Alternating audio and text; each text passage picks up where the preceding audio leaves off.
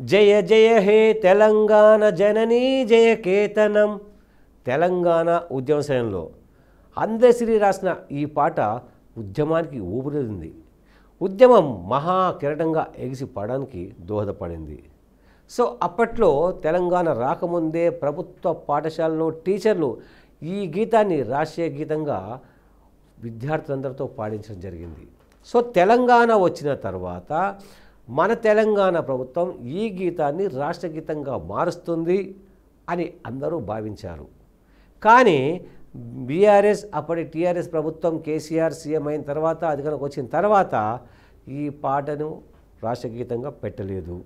ఈ పాట రాసిన అందశ్రీని పట్టించుకోలేదు. కానీ ఇక్కడ కాంగ్రెస్ ప్రభుత్వం అధికారంలోకి రాకముందే సీఎంగా కాకముందే రేవంత్ రెడ్డి ప్రకటించడం జరిగింది ఈ పాటను రాష్ట్ర గీతంగా పెడతామని.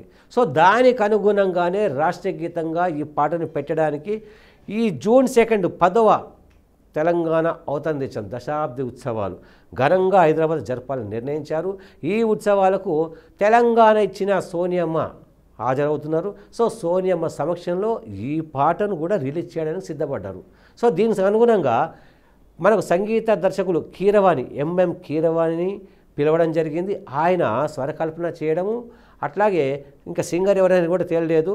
సో రచయిత అందశ్రీని కూడా సెక్రటరీ పిలిచి అభినందించి సత్కరించడం జరిగింది సీఎం రేవంత్ రెడ్డి. సో ఈ పాటను కూడా రికార్డింగ్ కూడా చేయడానికి అంటే 1-2 డేస్లో రికార్డింగ్ కూడా అయిపోతుంది. సోనియమ్మ చేతుల మీదుగా ఈ పాట జాతీయ రాష్ట్రీయ గీతంగా నిర్ణయిస్తారు. ఆ పాటను కూడా విడుదల చేసే అవకాశమే. సో ఇన్నాళ్ళ తర్వాత అంటే దశాబ్దాల కాలంగా అంటే మనకు గతంలో ఒక దశాబ్దం పాటు ఉద్యమం సాగింది. 2001 నుంచి కూడా సాగుతూనే వచ్చింది. సో దశాబ్దం పైగా ఉద్యమం సమయంలో ఈ పాటను అందశ్రీ రాయడం జరిగింది.